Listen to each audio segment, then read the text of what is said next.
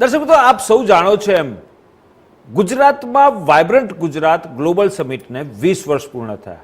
28મી September 2003ના રોજ તત્કાલીન મુખ્યમંત્રી અને હાલના વડાપ્રધાન નરેન્દ્ર મોદીએ વાઇબ્રન્ટ ગુજરાત ગ્લોબલ સમિટની શરૂઆત કરી હતી.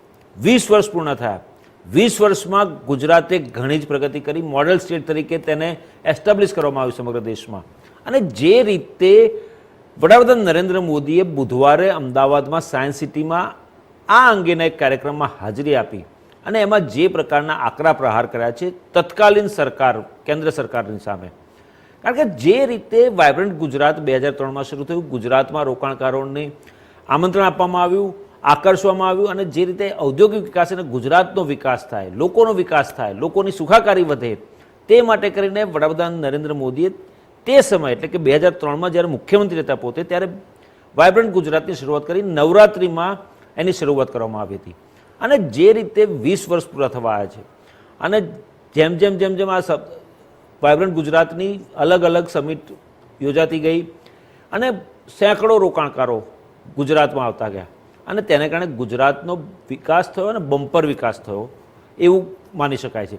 પરંતુ જે રીતે વડાપ્રધાન નરેન્દ્ર મોદી આજે આ 20 વર્ષની ઉજવણીના ભાગરૂપે અમદાવાદમાં સાયન્સ સિટીમાં કાર્યક્રમમાં ઉપસ્થિત રહ્યા અને ત્યાં આગળ જે પ્રકારે આકરા પ્રહાર કર્યા, તો આ જ મામલે એટલે કે ગુજરાત બન્યું વાઇબ્રન્ટ મામલે ચર્ચા નિર્ણયમાં ચર્ચા કરવા માટે આપણી સાથે સ્ટુડિયોમાં ઉપસ્થિત છે ભાજપના નેતા પ્રવક્તા અશ્વિન બેનકર, રાજકીય વિશ્લેષક રીનાબેન બ્રહ્મભટ્ટ અને કોંગ્રેસના નેતા પ્રવક્તા પારસ જોશી. આપ ત્રણેયનું સ્વાગત છે.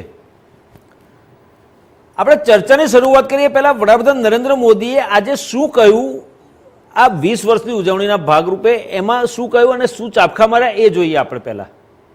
मैंने हमेशा ही कहा है कि गुजरात के विकास से देश का विकास, लेकिन उस समय केंद्र सरकार चलाने वाले गुजरात के विकास को भी राजनीति से जोड़कर देखते थे.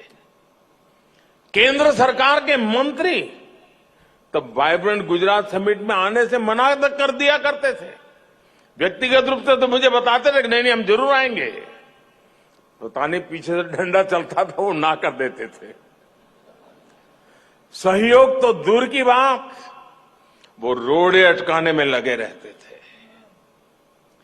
विदेशी इन्वेस्टर्स को धमकाया जाता था कि गुजरात मत जाओ,